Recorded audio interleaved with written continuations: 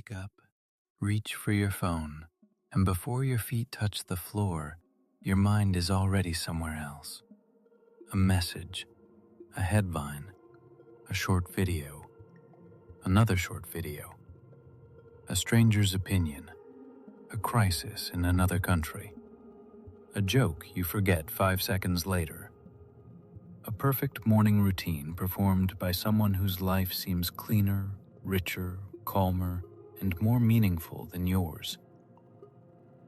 By the time you finally stand up, nothing has happened, yet you already feel tired. The room is quiet, but your mind is crowded. You make coffee and open another screen. You eat while watching something. You walk while listening to something. You work with several tabs open, your phone beside you, and a low-level feeling that there might be something more interesting just one click away. Then something strange begins to happen. The things you once enjoyed start feeling flat. A movie feels too slow. A book cannot hold you. A conversation takes too long to become interesting. A walk feels empty without music. Cooking feels like wasted time unless a video is playing in the background. Even rest starts to feel uncomfortable unless it contains stimulation. You may call this boredom. You may call it laziness. You may worry that you have lost your personality, your discipline, or your ability to enjoy life. You may say, nothing feels exciting anymore. But perhaps your life has not become empty. Perhaps your attention has become so crowded that ordinary experience can no longer reach you. That distinction matters. Because if life itself is the problem, then you need a different life. But if your mind has become overstimulated, fragmented, and constantly interrupted, then the path forward is not to chase stronger excitement. It is to recover your sensitivity to what is already here. This is not a story about technology being evil. It is not a lecture about throwing your phone away, disappearing into the mountains, or becoming a perfectly disciplined person who wakes at 5 in the morning and never watches entertainment. Technology can connect, educate, comfort, and create. The problem is not that stimulation exists. The problem is that there is almost no space left between one stimulus and the next. Your brain has not failed you. It has adapted to the environment you repeatedly give it. If the environment is fast, bright, emotional, unpredictable, and endless, your attention learns to expect speed, intensity, novelty, and constant change. Then the ordinary pace of real life can begin to feel like absence. A real conversation has pauses. A real skill takes months. A real relationship develops through repetition. A real body changes slowly.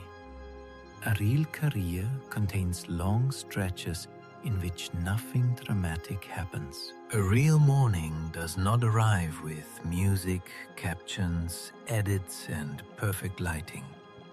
It simply begins. The more your mind is trained by compressed experience, the harder uncompressed life can feel. A 30-second video can contain more visual changes, emotional shifts, information, and surprise than an ordinary half hour. After enough exposure, silence may feel like emptiness. Patience may feel like punishment, and gradual progress may feel like no progress at all. This is why you can spend hours consuming things that are designed to be interesting and still end the day feeling strangely untouched. Your eyes were occupied. Your ears were occupied. Your mind was activated. But activation is not the same as satisfaction. Stimulation gives you something to respond to. Satisfaction requires you to participate. It asks you to remain present long enough for an experience to deepen. That is difficult when your attention has learned that the next thing is always available. You are not bored because nothing exists. You may be bored because your mind no longer has time to enter what exists. You touch the surface of 100 experiences and wonder why none of them feel meaningful. Meaning rarely appears on the surface. It forms through continuity. You stay with a thought long enough to understand it. You stay with a person long enough to know them. You stay with a task long enough to become capable. You stay with discomfort long enough for it to change shape. But a mind trained to escape the first second of discomfort never reaches the part where depth begins. The moment attention drops, the hand moves. The phone opens. The video changes. The music starts. The feeling disappears before you can identify it. So the question is not simply, why am I bored? The deeper question is, what happens inside me when nothing is immediately demanding my attention? Do you feel restless, lonely, anxious, inadequate, empty, behind? Do you suddenly remember tasks you have avoided, decisions you have delayed, or emotions you have been covering with noise? Sometimes overstimulation is not only the cause of discomfort, it is also the escape from discomfort. You keep feeding the mind because you are afraid of what becomes audible when the feeding stops. That is why change requires more than deleting an application.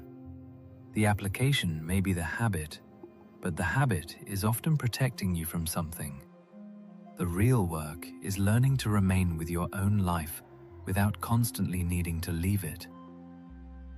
Think about the first 10 minutes of your day, not the ideal version, the real one. Before you have chosen a thought, the world begins choosing thoughts for you. Notifications tell you what deserves urgency. News tells you what deserves fear. Social media tells you what deserves comparison. Messages tell you who needs access to you. Algorithms tell you what should capture your interest. This matters because attention is not only what you look at. Attention is the process through which reality becomes psychologically important. What you repeatedly attend to begins shaping what feels relevant, threatening, desirable, and normal. If the first emotional experience of your morning is comparison, your own day may feel insufficient before it begins. If it is outrage, your nervous system may enter a state of conflict while you are still in bed. If it is novelty, slower tasks may already feel weak by contrast. Then you wonder why opening a document feels impossible. The document is not flashing. It does not know exactly what keeps you watching. It does not offer a new reward every few seconds. It asks you to create structure rather than receive it. Creation feels heavier than consumption because creation requires direction. You must decide what matters, tolerate uncertainty, and remain through periods when the work is not yet good. Consumption offers a ready-made stream. It removes the burden of choosing while quietly consuming the ability to choose.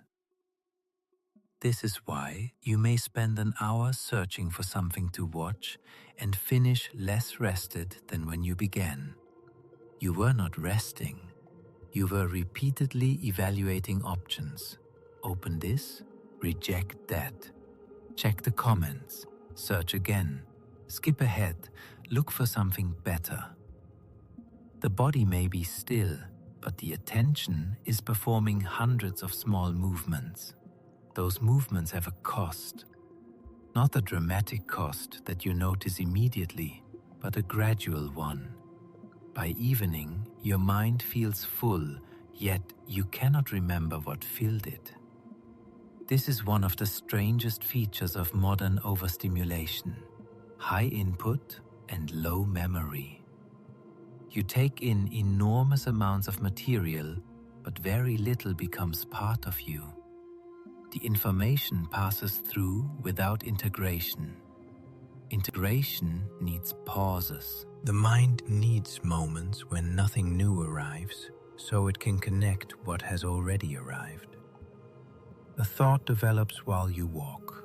A feeling becomes clear while you shower. A solution appears after you stop forcing it. A memory becomes meaningful when you sit with it. When every empty moment is filled, the mind loses its natural processing time. You may interpret the result as mental fog, lack of creativity, or weak concentration. But sometimes the mind is not empty. It is overcrowded and unfinished. Imagine inviting hundreds of people into a small room and then asking why you cannot hear your own voice. The solution is not to speak louder. The solution is to let the room clear. Yet silence can initially feel worse. When stimulation decreases, you may not feel peaceful. You may feel irritated. Time may move slowly. You may become aware of a persistent desire to check something. This is not evidence that silence is bad for you. It is evidence of how strongly your attention has been conditioned. The checking reflex is rarely a conscious decision. Your hand reaches before your mind gives permission. You unlock the phone without knowing what you wanted.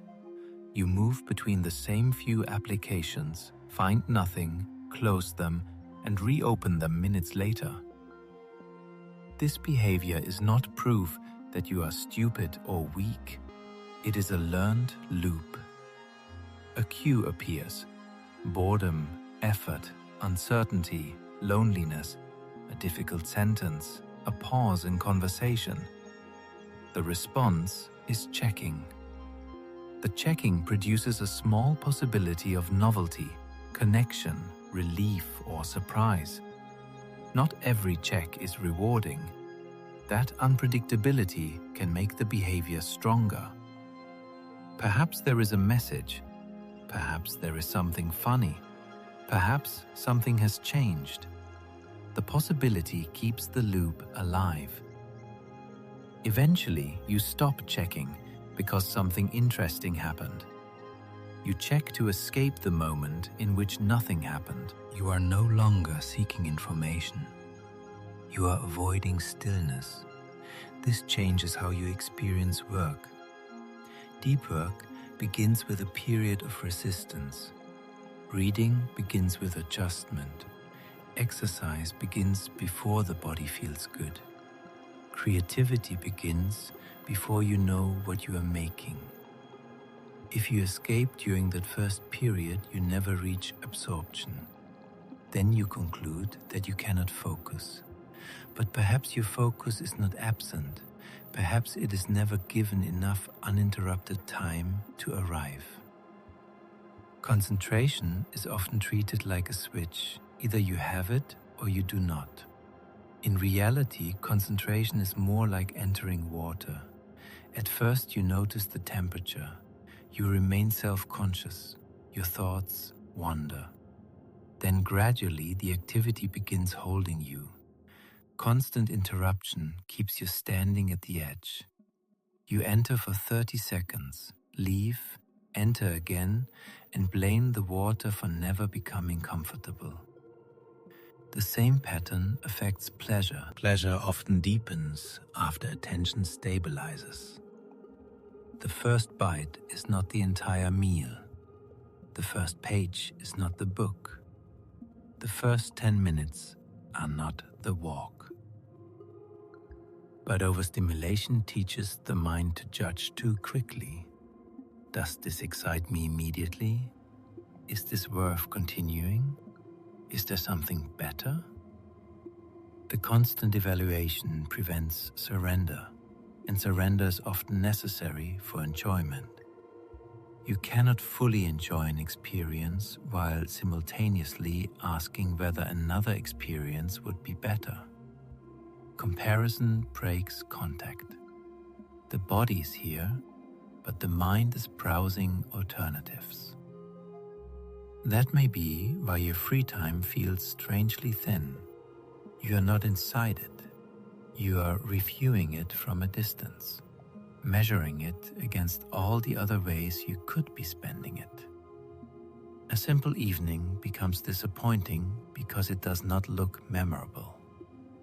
A meal feels ordinary because it is not photographed.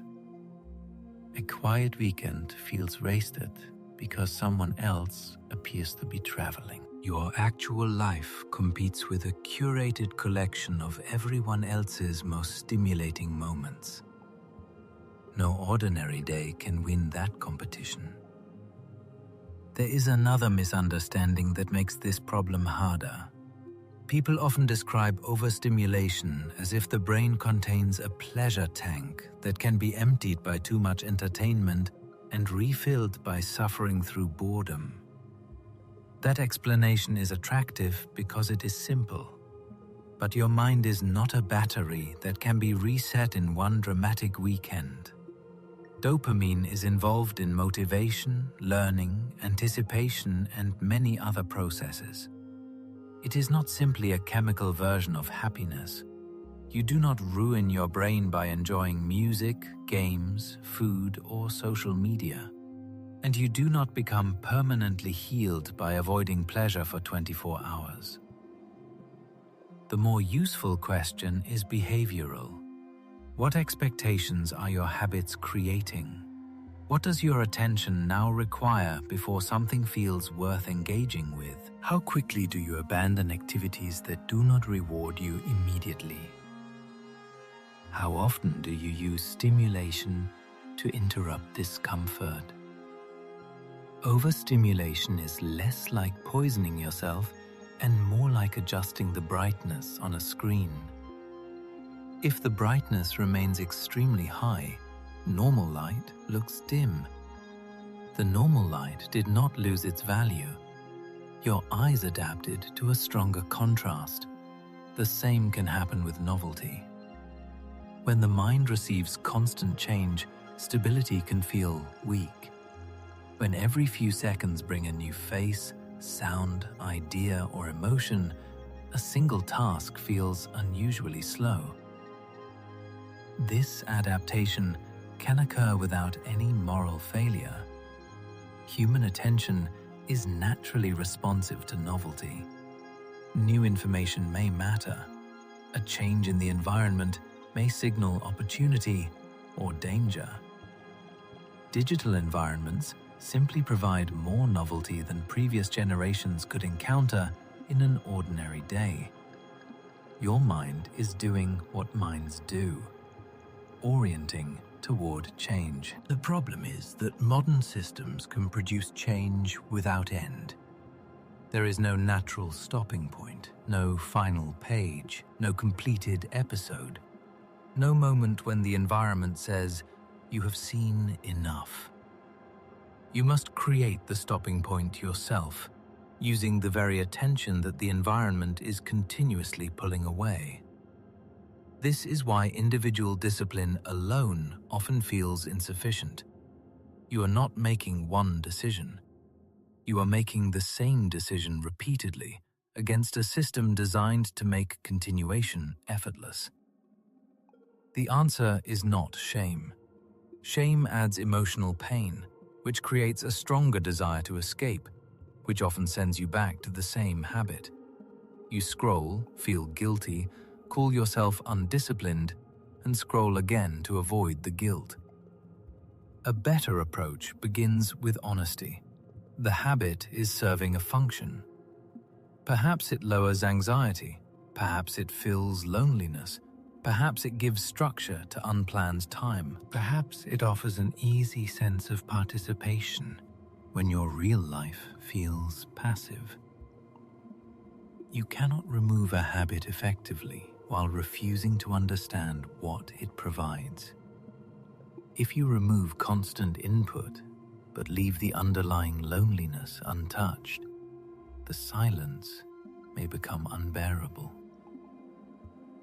If you remove distraction but leave your work chaotic, you may return to distraction because the task remains confusing.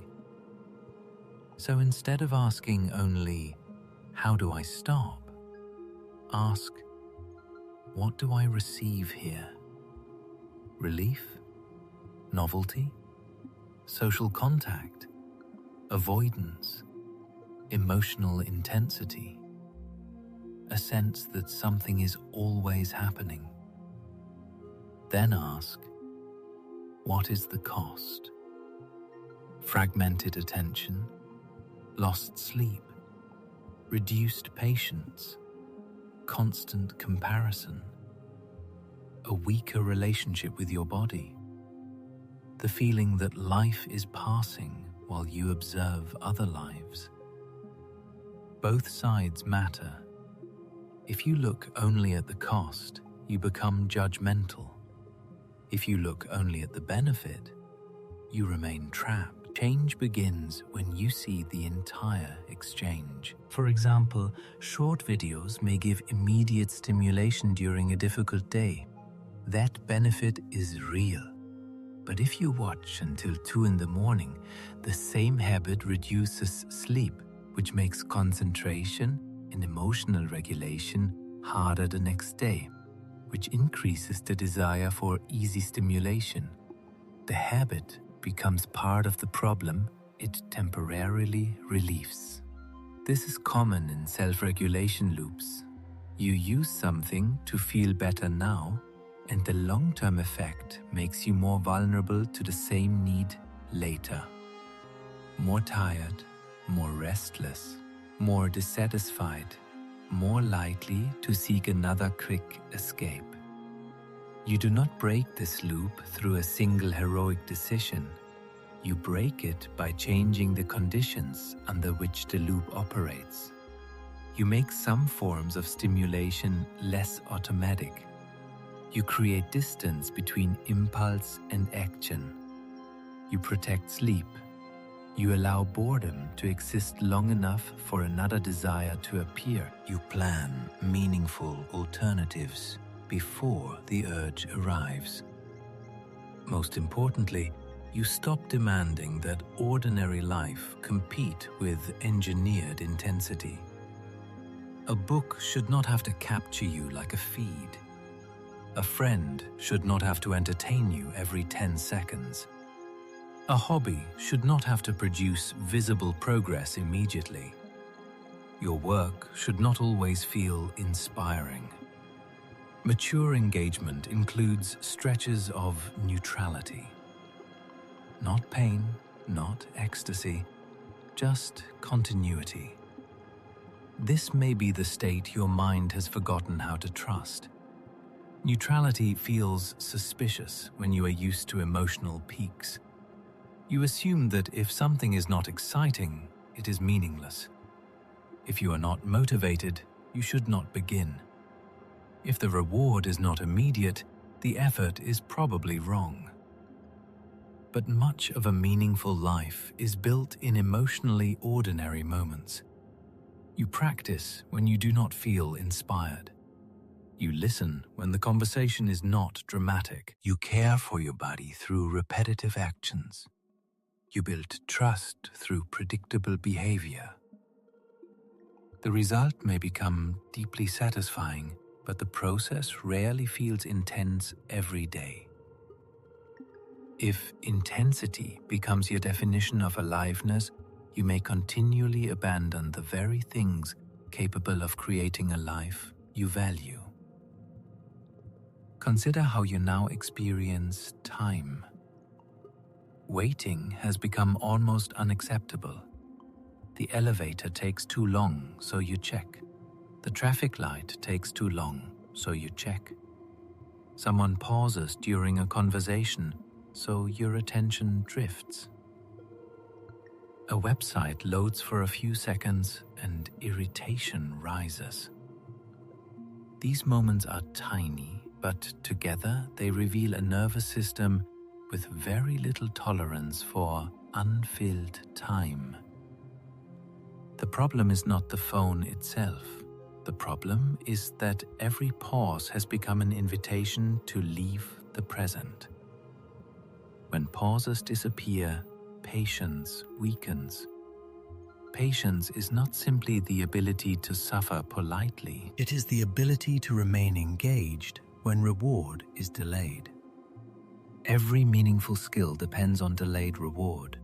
Learning an instrument sounds bad before it sounds good. Writing feels awkward before ideas become clear. Exercise can feel heavy before it becomes energizing. Friendship requires many ordinary meetings before deep trust forms. If you repeatedly choose activities that reward you instantly, slower rewards begin feeling unusually expensive. You interpret the cost of beginning as proof that you lack motivation. But motivation often follows movement. The desire to continue appears after you have already started. Waiting for motivation can become another form of avoidance because the mind expects the emotional reward to arrive before the action. This expectation is strengthened by digital consumption. You do not need to generate interest. The system generates it for you. If one thing is boring, another appears. The environment adapts to your attention, while real life requires your attention to adapt to the environment. That reversal is important. A feed asks, "What will keep you here?" A difficult task asks, "Can you remain here, even when it does not immediately reward you?" One environment continuously adjusts itself to your impulses. The other asks you to develop beyond them. No wonder the second feels harder. The result is not only difficulty with work, it can change your identity. You may begin calling yourself lazy, inconsistent, or incapable.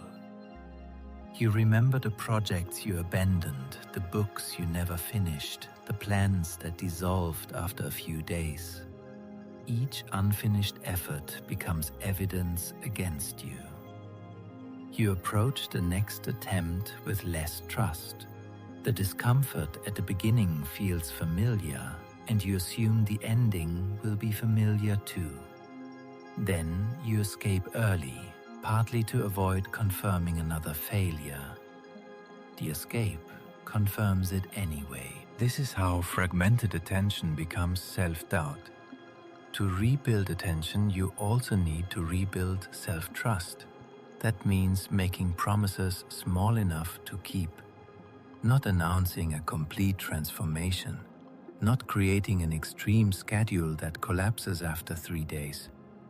You begin with an amount of focus you can repeat, 10 minutes without switching, 1 page, 1 walk around the block without audio, 1 meal without a screen, 1 conversation in which the phone remains out of reach. These actions may seem too small to matter, but the goal is not immediate productivity. The goal is teaching yourself that an urge can appear without controlling the next action.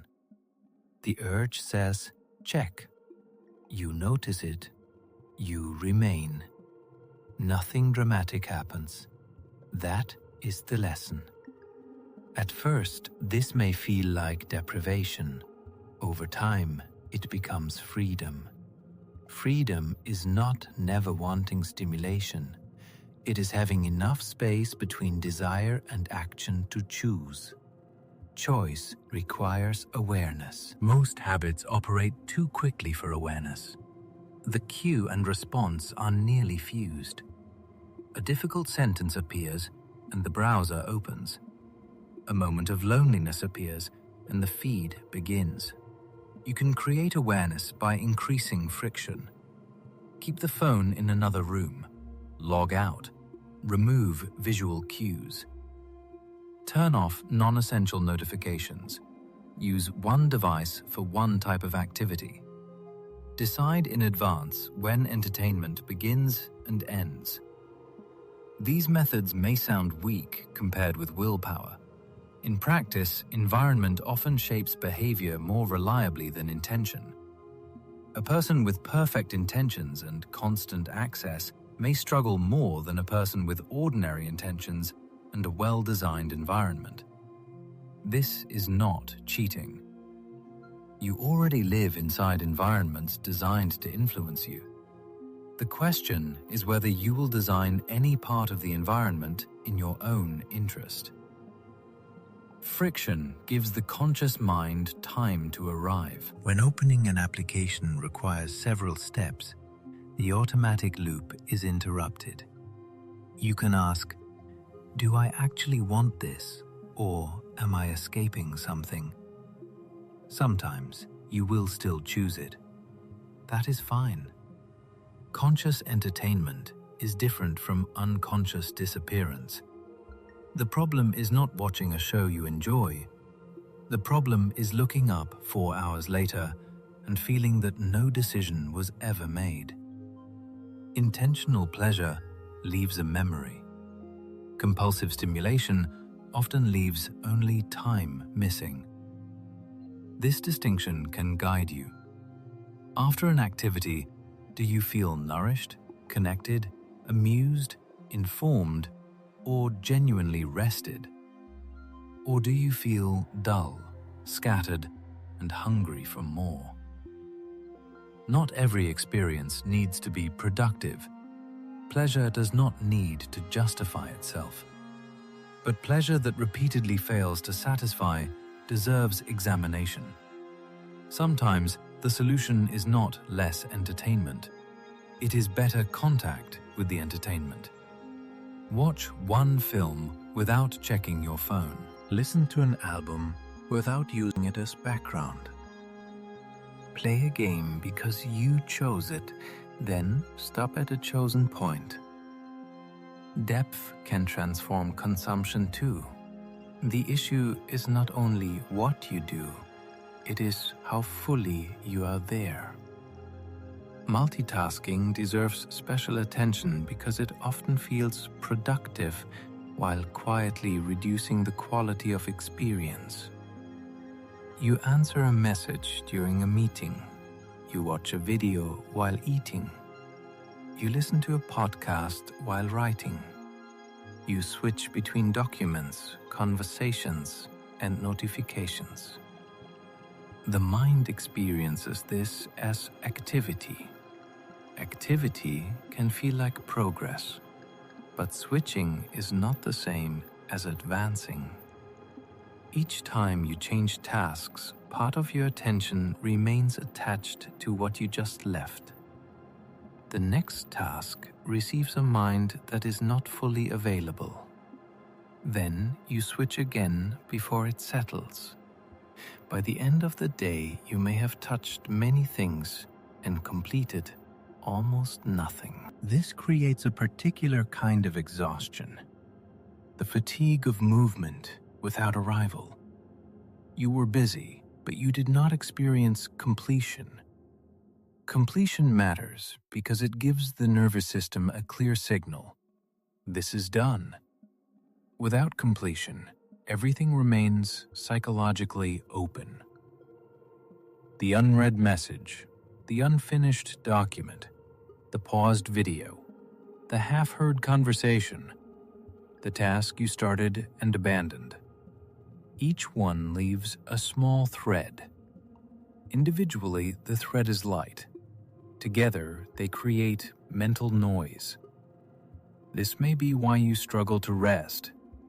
Your body stops working, but your mind continues tracking open loops.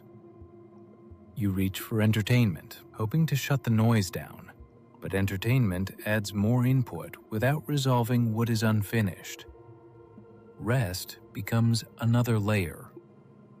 True rest is not always the addition of something pleasant. Sometimes it is the removal of demand. No new information, no decision, no performance, no need to respond. Yet removal can feel uncomfortable because many people use stimulation to avoid the transition out of productivity. The moment work ends, they do not know what to do with themselves. Without tasks, identity becomes unclear. Without messages, they feel irrelevant. Without content, they feel alone. Constant stimulation protects them from the question, who am I when nothing requires me? This can be especially powerful for people whose self-worth is tied to achievement. They say they want rest, but rest removes the evidence that they are useful. So they choose a form of rest that still feels active, researching, optimizing, organizing, consuming advice. They watch videos about relaxing instead of relaxing. They read about focus instead of focusing. They collect systems instead of practicing one. Self-improvement becomes another stream of stimulation. The mind feels productive because it is learning. But learning without application can become sophisticated avoidance. You know 10 methods for concentration and use none of them long enough to change. Information creates the feeling of movement before behavior changes. This is why advice can become addictive. Each new idea gives hope without requiring the discomfort of repetition. You may not need another system. You may need to tolerate the boredom of using the system you already have. Repetition is where novelty disappears and transformation begins. This applies to work, exercise, therapy, meditation, and nearly every meaningful practice. At first, the method feels interesting. Then it becomes ordinary. That ordinary phase is where many people quit. They assume the loss of excitement means the method stopped working. Often it means the method is becoming familiar enough to become part of life. Familiarity is not failure. The same misunderstanding affects goals. The fantasy of a goal is emotionally intense. You imagine the new body, the finished project, the changed life. Beginning creates energy because everything feels possible. Then the work becomes specific. The project contains mistakes. The body changes slowly. Progress is uneven. The fantasy loses brightness. A novelty-trained mind interprets this as a sign to find a new goal. New goals restore possibility without exposing you to the limits of execution. Soon you have many beginnings and few endings. This does not mean you should force every project to completion. Some plans should be abandoned. But the decision should come from reflection, not simply from the moment excitement fades. Ask whether the goal still matters when it is no longer new. Can you accept a version of progress that is repetitive, invisible, and occasionally frustrating? If not, you may remain dependent on the emotional high of beginning. Beginning allows you to imagine who you could become. Continuing forces you to meet who you are. Your current patience, skill, fear, and discipline. That meeting can be uncomfortable. Stimulation offers an exit. One more video, one more idea, one more plan. The escape protects the ideal self from being tested. This is why attention work can become emotional work. You are not only learning to stay with a task, you are learning to stay with the imperfect version of yourself who is doing it. The person who gets confused, the person who progresses slowly, the person who produces something average before producing something good, the person who cannot feel inspired every day. Can you remain present with that person without reaching for a distraction that restores fantasy?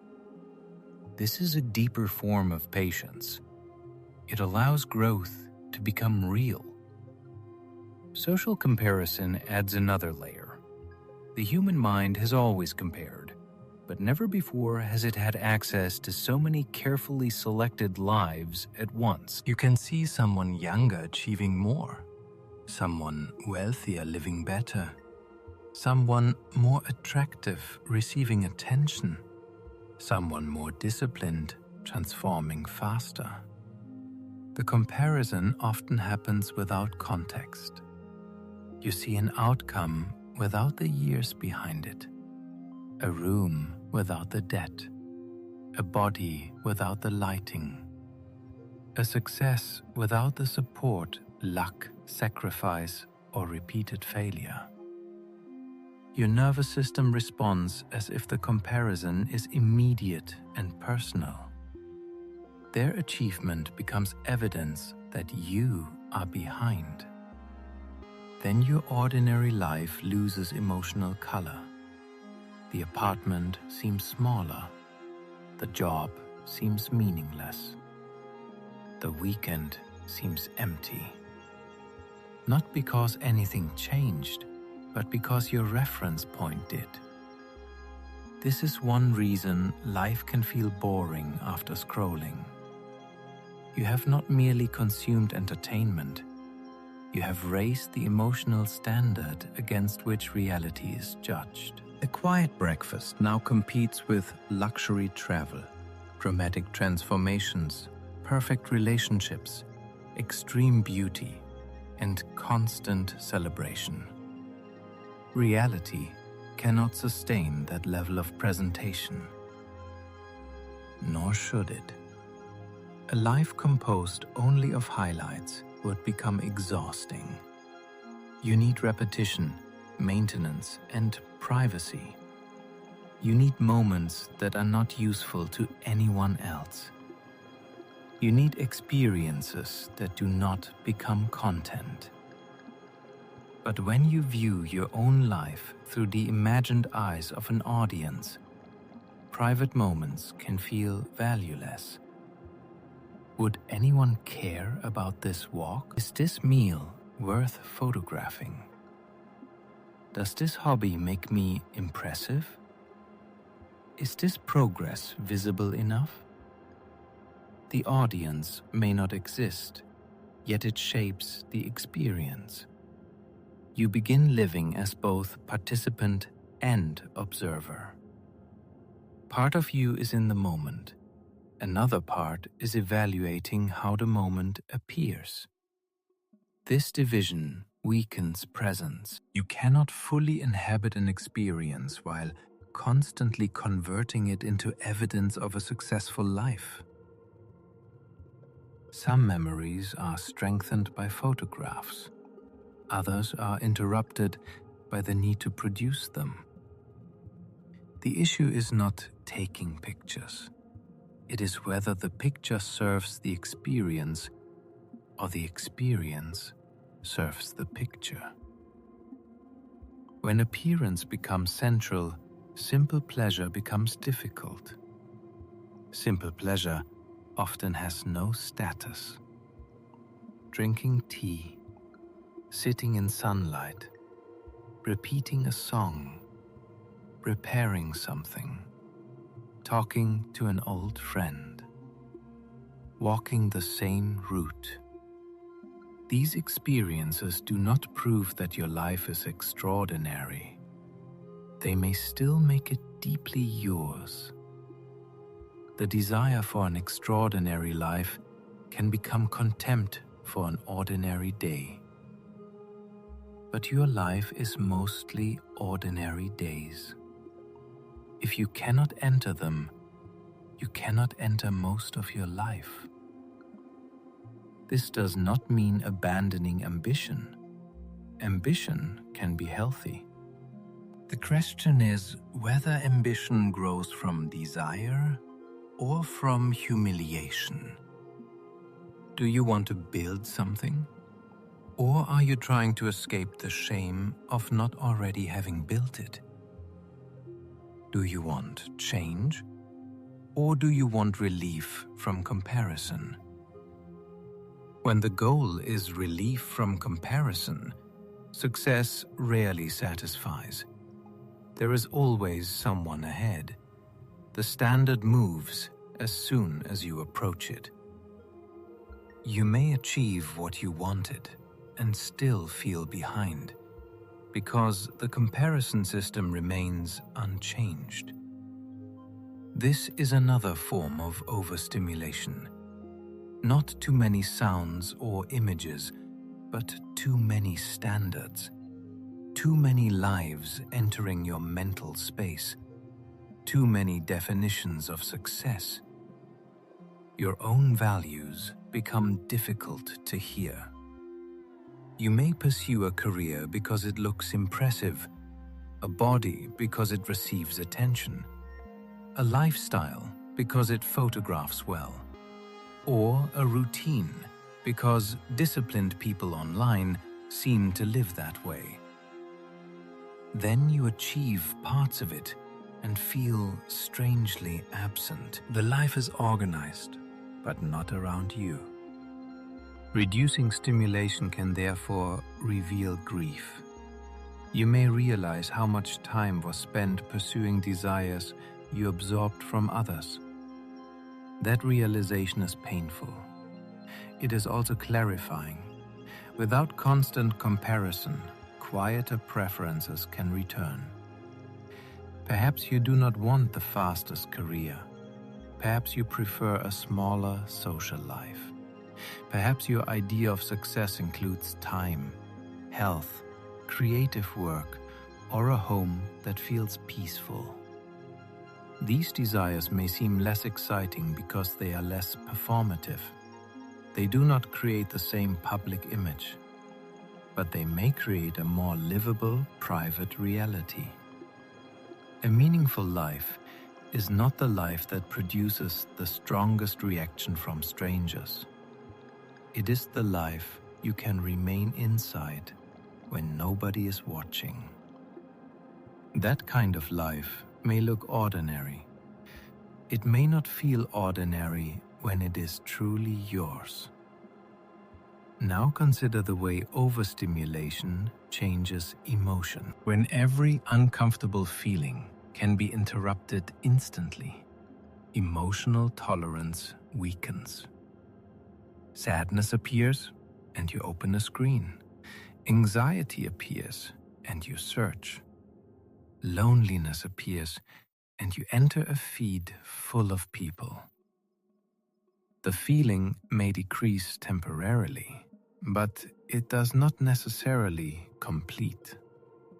It waits.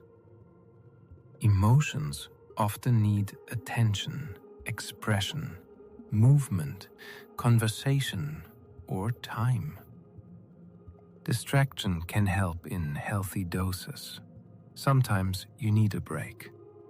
But constant interruption prevents you from learning that feelings can rise, peak, and pass. Without that learning, discomfort begins to feel dangerous. The first sign of restlessness triggers escape. You may say, I cannot sit with my thoughts.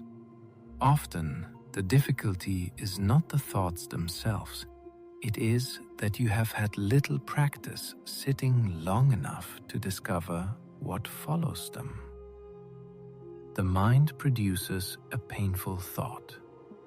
If you escape immediately, the thought remains powerful and unfinished. If you remain, another thought may appear, then a memory, then grief, then perhaps clarity. This is not always pleasant, but clarity rarely develops in the first second. The avoidance of emotion can also make pleasure less available. The same nervous system experiences both. When you remain disconnected from sadness, fear, and loneliness, you may also become less sensitive to calm enjoyment. Numbness is not selective. People sometimes say, "I feel nothing," while their days are filled with frantic activity. The activity may be preventing feeling rather than creating it. This is why a quiet day can initially produce emotional collapse. The stimulation stops, and everything that was postponed becomes present at once. You may suddenly feel tired, empty, or sad. You may interpret this as proof that reducing stimulation made you worse. In reality, the reduction may have removed the noise that was hiding your condition. This distinction is important. Overstimulation is not the only reason nothing feels good. Persistent loss of pleasure, hopelessness, major changes in sleep or appetite, severe anxiety, or an inability to function can be signs of depression, burnout, trauma-related distress, attention difficulties, medication effects, or other health issues. A video cannot diagnose you. A weekend without social media cannot treat every problem. If emptiness is persistent or intense, professional support matters. You deserve more than an internet explanation that blames everything on discipline. At the same time, even when deeper issues are present, attention habits can influence how you experience them. Poor sleep, constant comparison, endless switching, and isolation can make emotional life harder. The goal is not to choose one explanation. It is to examine the full system. How are you sleeping? How often are you outside? Do you speak honestly with anyone? Does your body move? Do you have unstructured time?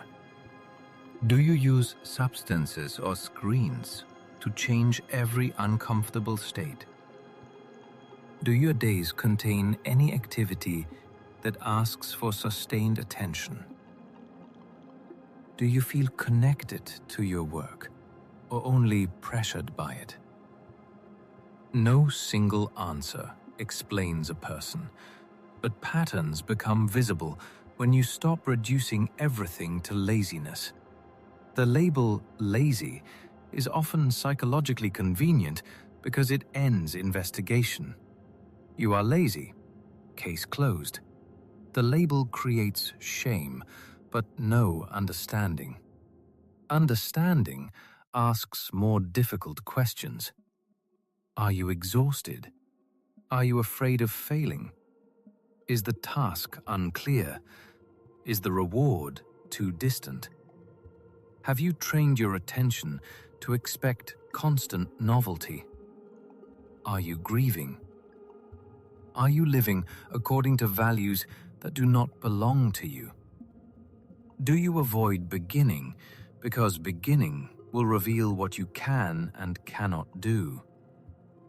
These questions do not remove responsibility. They make responsibility usable.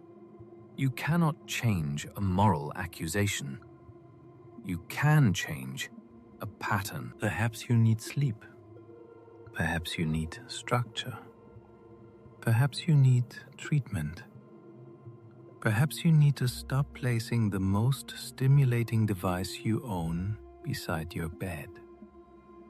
Perhaps you need to admit that your current work has no meaning for you.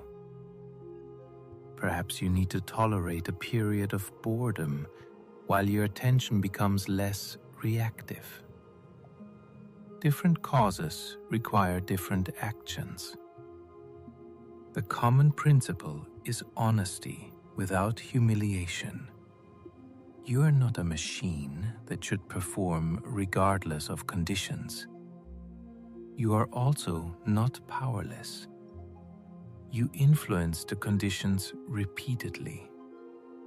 This balanced position is less dramatic than self-blame or total excuse. It is also more effective. You say, "This is not entirely my fault, and it is still my life." That sentence creates agency without cruelty. Boredom itself deserves rehabilitation. Many people treat boredom as a mistake, a signal that the current moment has failed to entertain them. But boredom can be a transition state. The first layer says, nothing is happening.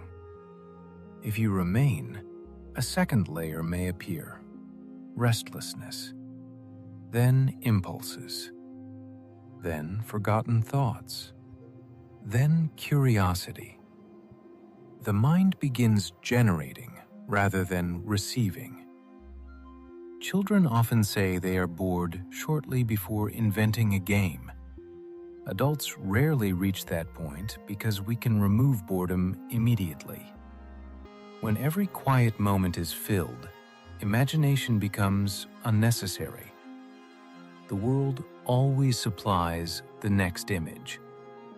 Creativity requires internal space, not only inspiration, but absence.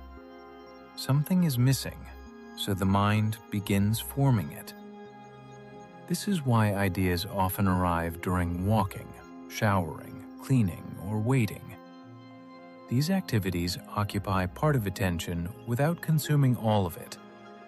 The mind can wander, combine, and return. Mind wandering is not always distraction. Sometimes it is mental integration. Of course, boredom can also signal that an activity truly lacks meaning. The goal is not to romanticize every dull task. It is to stop treating the first moment of low stimulation as a final judgment. Give experiences enough time to reveal themselves. A walk may feel empty for 10 minutes. Then the body settles. You notice temperature, sound, architecture, light, and thought. A book may feel difficult for several pages. Then the language creates a world. A conversation may begin with ordinary details. Then someone says something honest. If you leave too early, you experience only beginnings. Beginnings are often shallow. Depth is delayed. This principle can guide a practical experiment. Choose one ordinary activity and remove additional stimulation. Eat without a screen. Walk without audio. Clean without a podcast. Sit on public transport without checking. The first goal is not enjoyment. The first goal is observation. Notice the sequence. When does the urge to check appear? What feeling comes before it? What story does your mind tell? This is a waste of time. I should be doing something. I might be missing something. I cannot relax. These thoughts reveal the beliefs beneath the habit. Perhaps you believe every minute must be optimized. Then stimulation is not only entertainment, it protects you from guilt. Perhaps you believe being unreachable is irresponsible.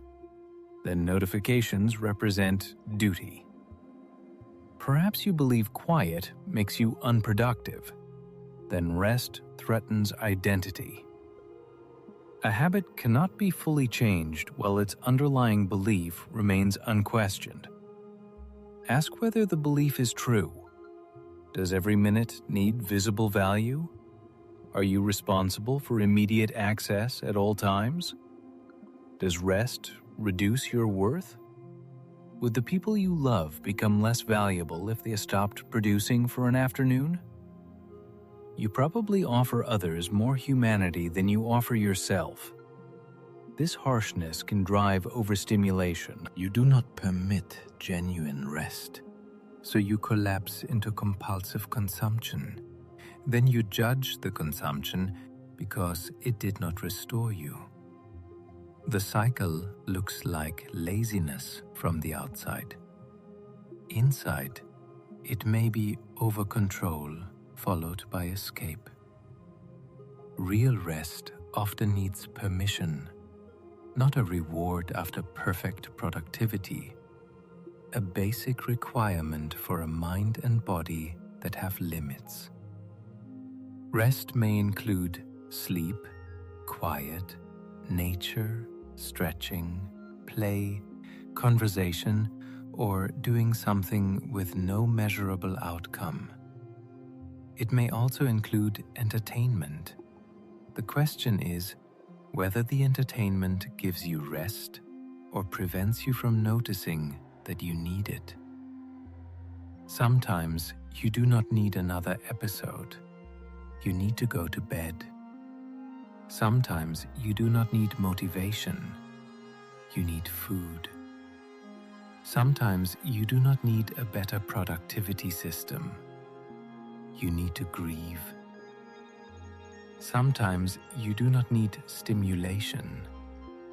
You need company. The habit offers one solution for many different needs.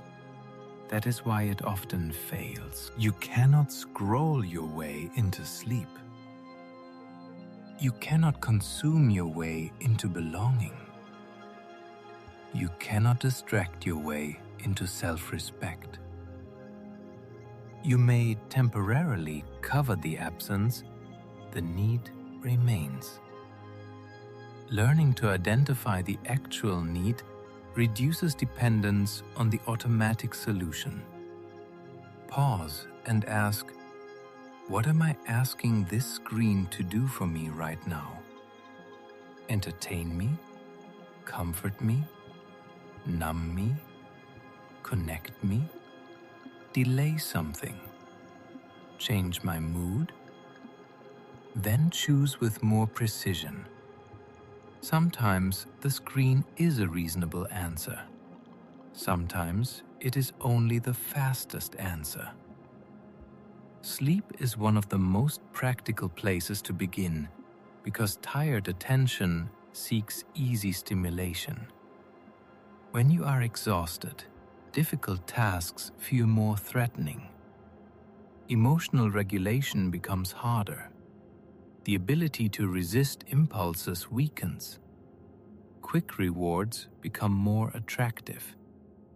Then late-night stimulation delays sleep further. This creates a loop that looks like a motivation problem during the day and a self-control problem at night. It may be neither. It may be a sleep problem reinforced by habit. Late at night you may say, "This is the only time that belongs to me." The day was filled with obligations, so you resist ending it. You reclaim freedom through another video, another conversation, another hour. The desire is understandable, but the reclaimed time is borrowed from tomorrow. The next day begins with less energy and more resentment. You need more stimulation to function. The evening becomes the next opportunity to escape. Breaking this cycle may require giving yourself ownership earlier, not merely forcing an earlier bedtime. Where can you create a small part of the day that is not work, service, or obligation? Without that space, the night becomes emotionally valuable. You are not only giving up entertainment, you are giving up the first moment in which nobody is asking anything from you. A sustainable routine recognizes that need. You create an evening transition rather than demanding an immediate stop. Lower the input gradually. Finish active communication. Move the phone away from the bed. Choose something with an ending. One chapter, one episode, one album, one shower. Endless formats are difficult at night because tired minds struggle to create stopping points. A stopping ritual can be simple. Plug the phone outside the bedroom. Write down tomorrow's tasks so the mind does not keep rehearsing them. Dim the room. Repeat the same sequence. Repetition teaches the body what is coming. The goal is not a perfect nighttime routine. Perfection creates another performance. The goal is reducing the number of decisions required when self-control is lowest. Morning matters too. You do not need an hour of meditation and cold water. You need a few minutes in which your mind enters your life before entering everyone else's. Do not begin with the feet. Open a curtain, drink water, stand outside. Write one sentence, make the bed, walk to another room before touching the phone. These small acts establish sequence. First, my body and environment, then the world. The change may feel insignificant, but the first input often sets the tone. When you begin with urgency and comparison, calm work must fight uphill. Protecting the first part of the day is not about purity. It is about choosing your starting point.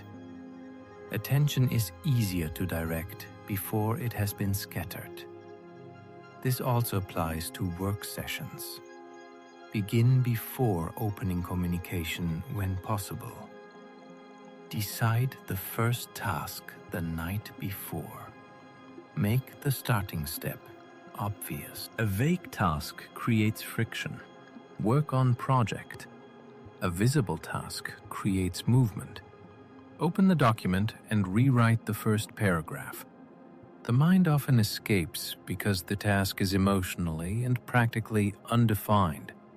The screen offers clarity. Click here, watch this, keep scrolling. Your real work needs clearer doors. Once you begin, use a period short enough that resistance does not become overwhelming. 20 minutes, 30 minutes. The exact number matters less than consistency. During that period, one task. Not because multitasking makes you a bad person, but because depth needs continuity. When the urge to switch appears, write it down instead of following it. Check email. Search that idea. Reply later. The list reassures the mind that the impulse will not be forgotten. Then return. You are practicing return, not perfect concentration. Attention wanders. That is normal. The skill is noticing and coming back without turning one distraction into 20 minutes of disappearance. This approach is gentler than demanding total control. It treats attention as trainable. At first, you may return 50 times. Those 50 returns are not 50 failures. They are the exercise. Over time, the distance between interruptions grows. The mind learns that it does not need to obey every new thought. Reducing stimulation without adding meaningful activity creates a vacuum. That vacuum is one reason extreme digital detoxes often collapse. You remove the habit, but the day has no structure, connection, or purpose. Then boredom becomes not a transition, but an empty room. The solution is not filling every minute again. It is creating a few activities that involve your body, attention, and values. Physical activity is useful not because it makes you morally superior, but because it returns attention to sensation, breathing, balance, effort, temperature, rhythm. The body exists in the present. The mind can travel through hundreds of imagined lives, but the body is always here. Walking can be enough. Stretching, cleaning, cooking, repairing, gardening, anything in which the hands interact with the physical world.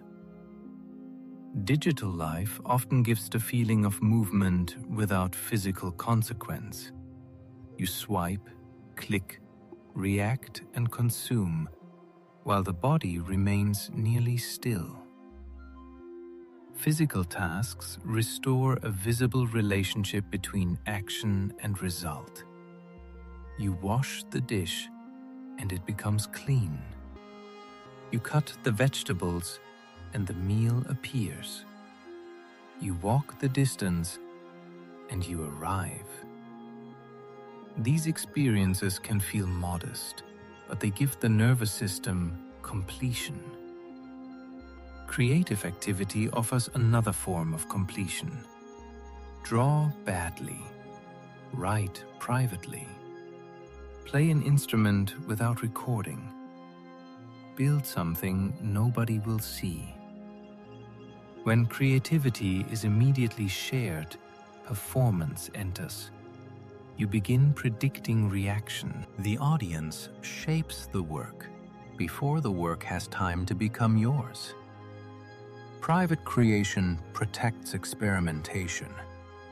You are allowed to make something useless, unfinished, embarrassing, or small. This can be difficult after years of public comparison. You may think, what is the point if nobody sees it? The point is that you see what your attention can produce when it is not being harvested by someone else. Creation turns attention into form. Consumption turns form into stimulation. Both are valuable, but an imbalance can leave you feeling passive. You receive endless expressions of other people's minds, while your own remains unexpressed. That passivity may be part of the emptiness. You are not only hungry for better content, you may be hungry to participate in your own life. Connection is equally important. Digital contact can be real, but constant light interaction may replace deeper conversation. You know what many people posted, yet nobody knows how you are doing. The feed creates social presence without the vulnerability of being personally seen. You can feel surrounded and lonely at the same time. Deep connection requires duration, attention, and risk. You ask a second question. You tolerate pauses. You say what is actually happening. You listen without preparing your response. These skills weaken when conversation is constantly interrupted. The phone on the table changes the psychological environment even when nobody touches it. Part of the mind knows another world is available. Try creating small areas of undivided contact. A meal, a walk, a call. No need for dramatic confession. Simply remain. People become interesting when you stop expecting them to perform at the speed of content. They repeat themselves. Search for words. Take time to reveal what they mean. Human beings are not optimized feeds. That is part of their value. Nature can also help, not as a magical cure, but as a different sensory environment. Natural scenes change more slowly. Attention can soften. There is detail without constant demand. A tree does not need you to react. A river does not ask you to choose the next video. The environment offers stimulation without instruction. This allows another mode of attention, receptive rather than defensive. You do not have to move to the wilderness, a park, a street with trees, a balcony, an open window, daylight on a wall. The point is contact with something that is not designed to capture you. Your attention needs environments in which it is allowed to belong to you. The process of recovering sensitivity can feel disappointing at first.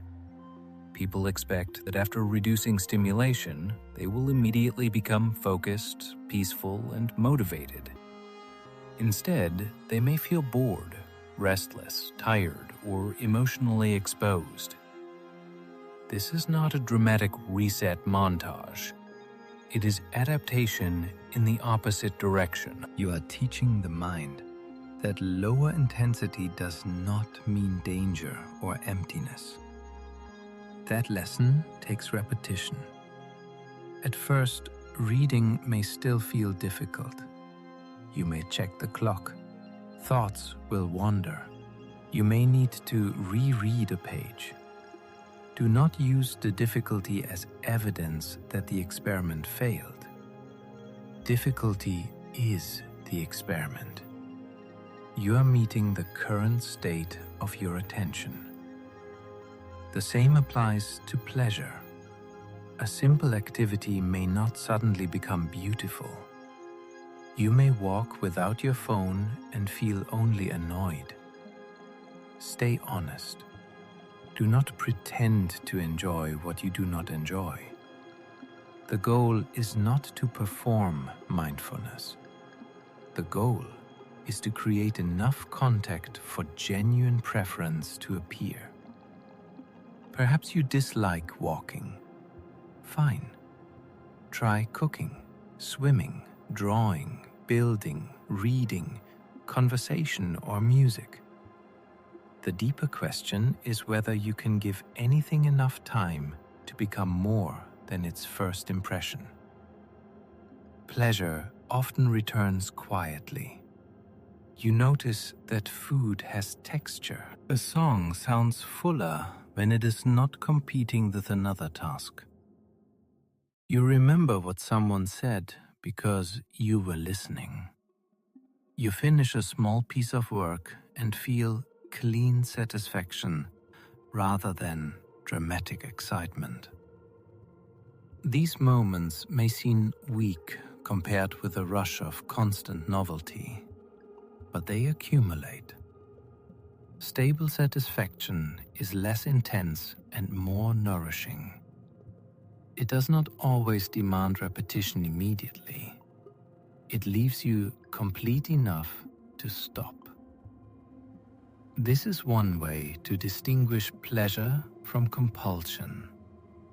After pleasure, you can often say, "That was good." After compulsion, the mind says, "More." Of course, the distinction is not perfect. Enjoyable things can invite more, but observe the emotional quality. Is the desire warm or desperate? Are you choosing continuation or avoiding the moment of stopping? Stopping can reveal the truth of an activity. If you feel panic, irritability, or emptiness the moment it ends, The activity may have been regulating more than boredom. That does not make it evil. It tells you what needs care. Perhaps you are lonely. Perhaps the day contains no meaningful challenge. Perhaps your work drains you. Perhaps you have lost contact with people. Perhaps you are depressed. The overstimulation may be a symptom, a cause, and a coping strategy at the same time.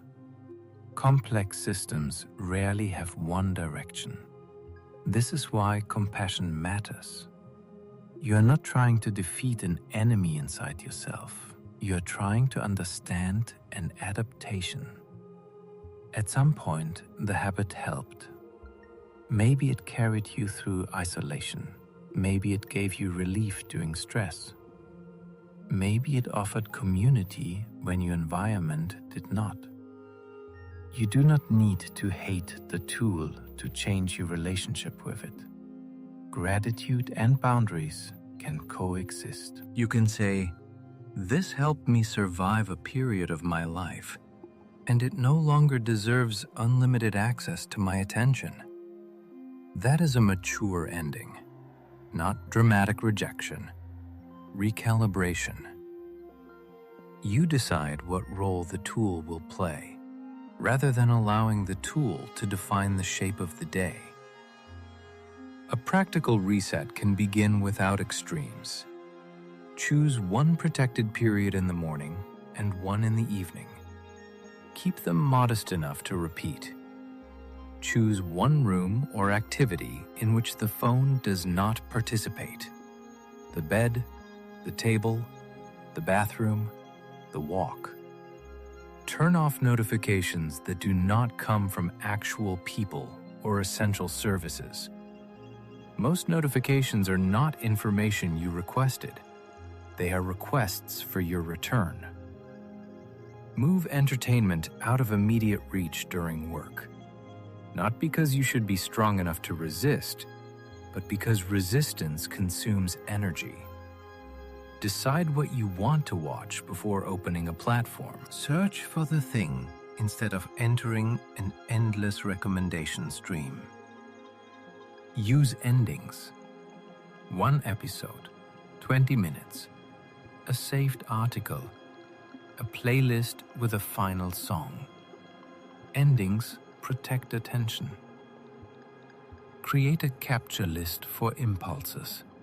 When you want to search, buy, check, or message something during focused work, write it down. Review the list later. Many impulses will no longer matter. Practice one daily period of single tasking. No need for hours. The mind learns through repeated conditions. Eat one meal with full attention.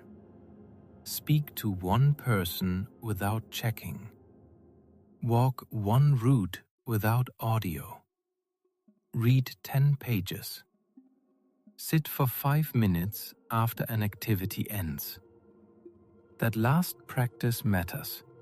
Do not immediately replace one experience with another. Let the nervous system register completion. After work, pause before opening entertainment. Ask what you need. Rest, movement, food, company, escape. There is no wrong answer. The answer simply creates choice. If you choose entertainment, enjoy it intentionally. Do not ruin pleasure with moral panic. Shame turns recreation into conflict.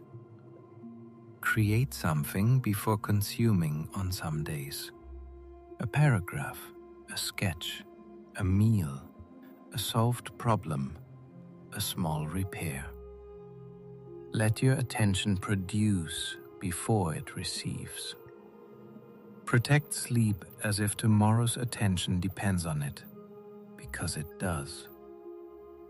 Notice comparison triggers.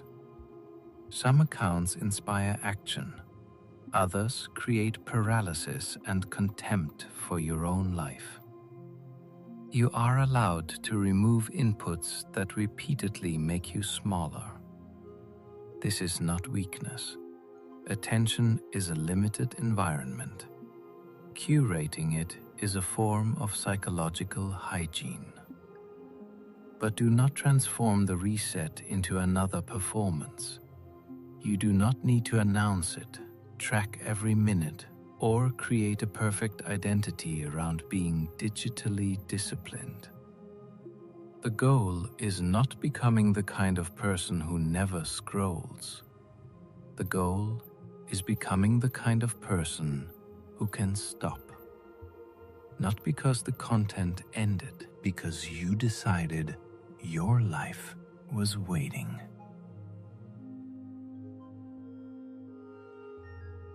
There will be relapses, a stressful week, a late night, an hour that becomes 3. Do not turn a lapse into an identity. Notice the conditions: tired, lonely, avoiding something, no plan, phone beside the bed. Change the condition and continue. All or nothing thinking serves compulsive habits. Once the perfect streak breaks, the mind says nothing matters. Then one evening becomes a week. Consistency is not never leaving the path. It is returning before the distance becomes enormous. Return without ceremony. Close the application. Stand up. Drink water. Open the document. Go outside. Send the honest message. Go to sleep. The next useful action is usually small. That is good. Small actions can be repeated, and repeated actions change environments, expectations, and identity. Eventually, the deeper work is deciding what deserves your attention. Attention is not merely a productivity resource. It is the substance from which experience is made. Your life is not only what happens around you. It is what you remain present long enough to receive. Whatever repeatedly receives your attention becomes larger in your psychological world. If comparison receives it, inadequacy grows. If outrage receives it, conflict grows. If scattered novelty receives it, restlessness grows. If a craft receives it, skill grows. If a friendship receives it, intimacy grows. If your body receives it, awareness grows. This does not mean attention controls everything. Life contains pain, illness, injustice, and loss that cannot be solved by focus. But attention influences what becomes rooted. You cannot care deeply for everything at once. Unlimited access to information creates the illusion that you should. Every tragedy, every debate, every trend, every person's opinion, every opportunity. The mind begins treating awareness as responsibility. If you do not know, you are ignorant. If you do not react, you are uncaring. If you do not respond, you are falling behind. No nervous system can live at that scale. You need limits, not because the world does not matter, but because your ability to respond meaningfully depends on them. Choose a few sources, a few people, a few commitments. Let some information pass without entering you. This can feel irresponsible in a culture that rewards constant awareness. But awareness without capacity can become helpless agitation. You are informed about everything and able to influence almost nothing. The emotional energy remains trapped. Focused care is different. You choose where your action is possible. Perhaps you support one cause, help one person, learn one subject deeply, participate in one community. Depth turns concern into relationship.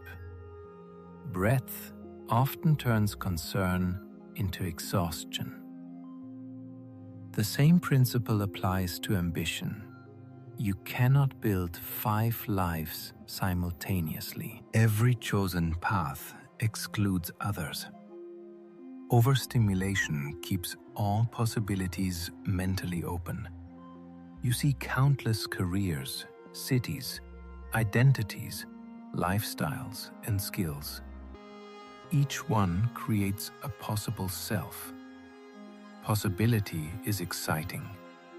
Choice is painful because it ends alternatives. So you continue browsing lives instead of entering one. Commitment may feel boring because it repeats the same direction. But repetition is what allows a direction to become a path. A life is created partly through what you stop reconsidering every day. You decide to care for this body, this work, these people, this place, this practice. Not because they are always exciting, because they are yours to deepen. Without commitment, novelty keeps you moving laterally. New option, new idea, new beginning. With commitment, movement becomes vertical. You learn more, see more, become more capable of perception. The same place changes because you have changed. This is the hidden reward of sustained attention. The world becomes richer without becoming louder. A beginner sees a tree. A botanist sees structure, species, disease, adaptation, history. A beginner hears a song. A musician hears rhythm, harmony, tension, technique. A stranger sees a face. A friend sees years. Depth multiplies detail. Perhaps life feels boring not because it contains too little, but because you have not remained with anything long enough to perceive what it contains. The feed offers endless variety at low depth. A meaningful life may offer limited variety at increasing depth. At first, endless variety wins. Over time, depth becomes a world. There may be grief in accepting this.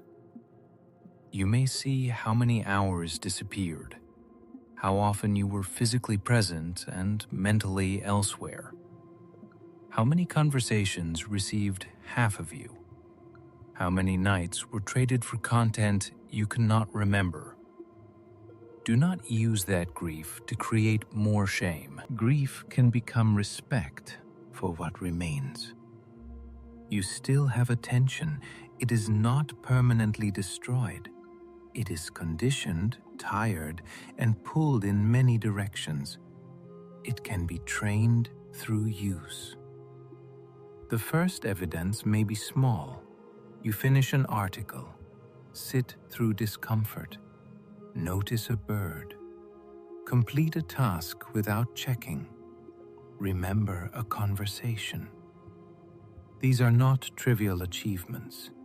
They are moments in which life reaches you without needing to shout. Over time, boredom changes character. It becomes less threatening. You can sit at a table without immediately searching for input. You can wait in line and remain in your body. You can work through the flat middle of a project. The world does not become constantly exciting. That was never the goal. You become less dependent on constant excitement in order to feel alive. This creates a different form of freedom. You can enjoy stimulation without needing it. You can use technology without disappearing into it. You can receive information without allowing every piece to become urgent. You can choose intensity and return to quiet. Quiet stops feeling like punishment. It becomes a place where thought, emotion, memory, and desire can take shape. Perhaps you discover that you are tired, not bored. Perhaps you discover that you dislike your work. Perhaps you discover a creative interest buried under years of consumption. Perhaps you discover loneliness that needs people, not content. Perhaps you discover that your life contains more pleasure than you noticed. The answer will not be the same for everyone, but you cannot hear the answer while every silence is interrupted. So begin without drama. Let one moment remain empty. Let one urge pass. Let one task continue after the excitement ends. Let one ordinary experience become complete. You do not need to make life more intense. You may need to become available to its quieter forms. The morning light on a wall, the first calm breath after effort, the satisfaction of finishing something nobody applauds, the voice of a friend who is not performing, the weight of your body becoming tired for a real reason, the pleasure of understanding a difficult idea, the relief of being unreachable for an hour. These experiences may not compete with engineered novelty in the first second. They do not need to. They offer something novelty often cannot: continuity. They become part of you. That may be what you have been missing. Not excitement, contact. Your life may not be boring. Your mind may simply be too full to feel it. And the way back is not to hate yourself, punish yourself, or escape into a more disciplined identity. The way back is to clear a little space, protect a little attention, stay a little longer. Then allow the ordinary world to become visible again. It has been here the entire time, quietly waiting for you to return. There is one more cost of overstimulation that is easy to miss. It can make you feel as if you have no stable self. Your preferences change with the latest input. Your goals change after every persuasive video. Your mood changes with the emotional tone of whatever you just consumed. You may wake up wanting simplicity, watch someone discussing ambition, and decide you are wasting your potential. Then you see someone living slowly and decide your ambition is unhealthy.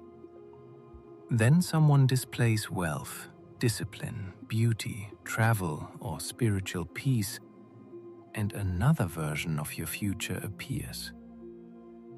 By evening, you have imagined several lives and committed to none. This can create identity fatigue. You are constantly evaluating who you should become. The mind never gets to inhabit a direction long enough for preference to stabilize. The problem is not exposure to different ideas. New ideas can free you. The problem is continuous exposure without digestion. An idea enters, produces emotion, and is replaced before you test it against reality. You confuse being moved by an idea with believing it. You confuse saving advice with practicing it. You confuse recognizing yourself in a video with understanding yourself. Identity requires more than recognition. It requires choice, action, consequence, and time. You discover whether you value creativity by creating when it becomes difficult. You discover whether you value freedom by accepting the responsibility that freedom requires. You discover whether you value health through the ordinary behaviors that protect it. Values are not only statements that feel true. They are patterns you are willing to repeat.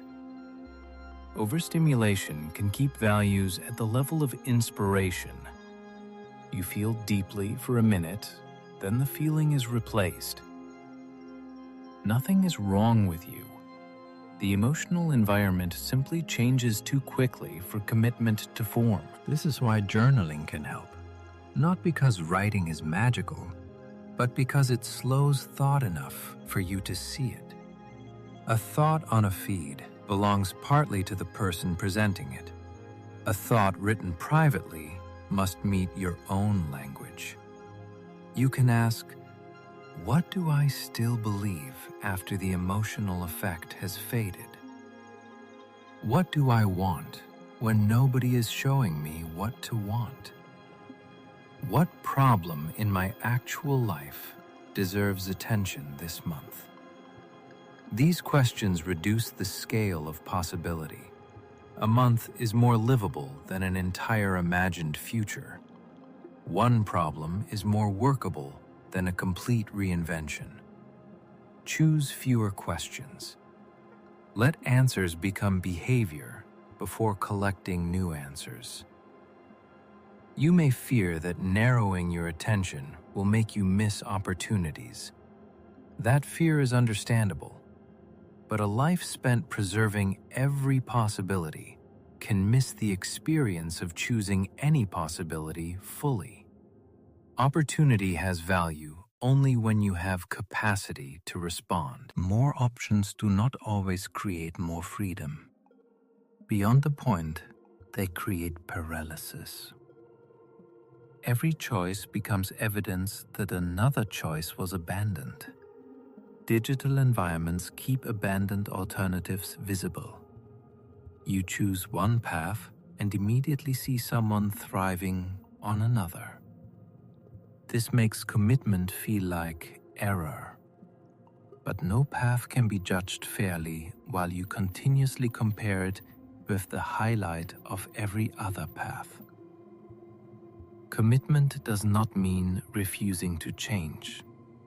It means giving a direction enough time to produce real information.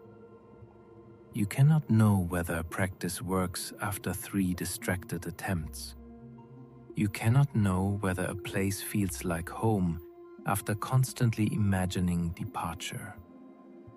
You cannot know your capacity for a skill while repeatedly returning to the beginner stage. Attention creates evidence. Without sustained attention, you are forced to make decisions from fantasy. This may be why you feel uncertain about everything. Not because every choice is wrong, but because no choice receives enough continuity to become knowable. Reducing stimulation, therefore, can make decisions easier. The options do not disappear. Their emotional volume decreases. You can hear preference beneath persuasion. You can notice that a goal looked exciting but felt empty in practice. You can notice that a quiet activity looked unimpressive but left you more alive. That information belongs to you. Another useful practice is distinguishing desire from impulse. An impulse is urgent, narrow, and focused on immediate state change. A desire can survive delay. It remains meaningful after the emotional peak passes. You see something and want it now. Wait. Write it down. Return tomorrow. If the desire remains, consider it. If it disappears, the impulse completed without becoming an action. This is not about denying spontaneity. It is about protecting your life from every temporary emotional weather pattern. The same applies to opinions. You do not need an immediate position on everything. You can say, "I do not know enough." You can let information remain incomplete. The pressure to react instantly keeps the mind emotionally activated. Every issue becomes a test of identity. Thoughtfulness requires delay. Delay is difficult in an environment that rewards speed, certainty, and strong emotion. But your inner life does not need to operate at the speed of a comment section. You are allowed to think slowly. You are allowed to change your mind privately. You are allowed to care without performing certainty.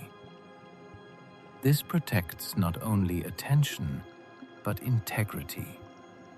Integrity forms when your words, actions, and examined values begin aligning. That process cannot be rushed by more input. At some point, you must close the source and live the idea. There is also a financial dimension to overstimulation.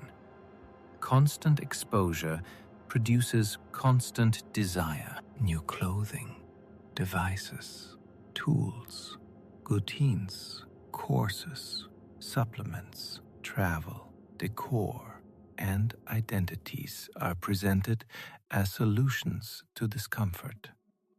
The object may be useful, but the emotional sequence matters. You feel inadequate. A product appears beside an image of the person you want to become. Buying creates a brief sense of movement. The object arrives. The deeper discomfort remains. Then a new solution appears. Consumption becomes a way of purchasing possibility.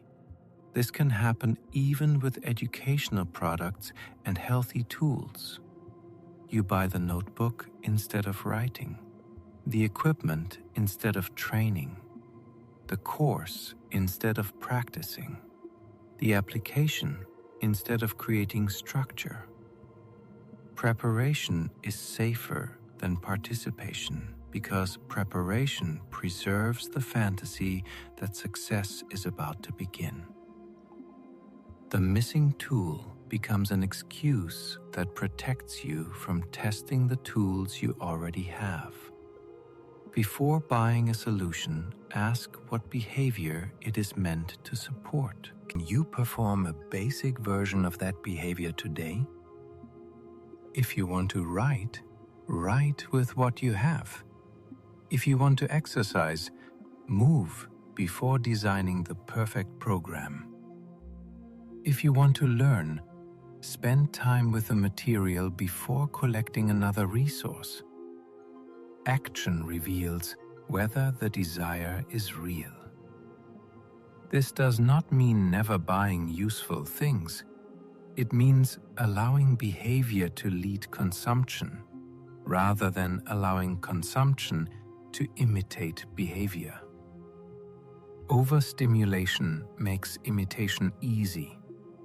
You can surround yourself with the appearance of a changed life, while the daily pattern remains untouched. The appearance gives temporary relief. The pattern determines the future. A quieter mind becomes harder to sell to because it can tolerate the space between discomfort and purchase. It can ask whether the problem needs an object, a skill, a conversation, a boundary, or time. That pause protects money, attention, and self-trust. It also protects desire from being continuously manipulated.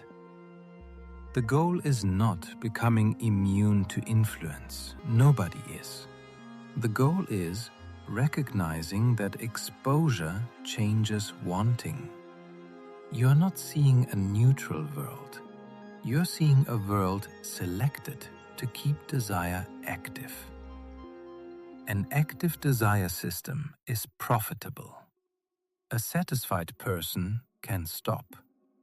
This is why enough can feel almost rebellious.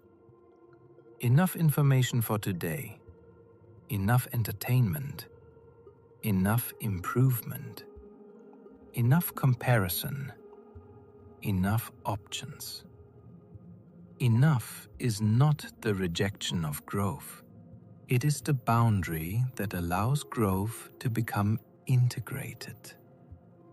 Without enough, every achievement is immediately converted into the starting point for another deficiency. You finish one task and see 10 others. Improve one area and discover 5 more to optimize. Rest for an hour and feel guilty that you did not make the rest more effective. Life becomes an endless correction of yourself. Overstimulation supplies infinite evidence that you could be better. A humane life also asks whether you can belong to yourself before improvement is complete. You are a developing person, not an unfinished product. This matters because self-rejection makes stimulation more attractive. When being alone with yourself feels like being trapped with a critic, external input becomes relief. You may need to change not only how often you reach for the phone, but what happens internally when you do not. Can your inner voice become less aggressive? Can you notice a wasted hour without declaring the whole day ruined? Can you begin again without creating a courtroom? Self-compassion is not permission to remain unconscious. It is the emotional condition that makes honest awareness tolerable. A person who expects punishment avoids looking closely. A person who can respond with steadiness is more willing to see the pattern. So when you notice yourself scrolling automatically, try replacing accusation with description. I'm tired and looking for relief. I'm avoiding a task that feels unclear. I feel lonely. I do not want the day to end. Description creates information. Information creates options. Accusation creates only pain. From that information, choose one response that addresses the actual condition. Clarify the task. Message a friend. Eat. Sleep. Take a walk. Choose a specific video and watch it. Continue scrolling consciously for 15 minutes and set an ending. The point is not always choosing the most disciplined option. The point is ending the unconscious loop. Conscious choice gradually changes identity. You stop seeing yourself as a person controlled by attention and begin seeing yourself as someone learning to direct it. That identity must remain flexible. Do not create pride around purity. The person who believes they have conquered distraction may become ashamed the next time they struggle. You are not finishing attention training. You are maintaining a relationship with attention in an environment that will continue competing for it. Maintenance is ordinary. That is why it works.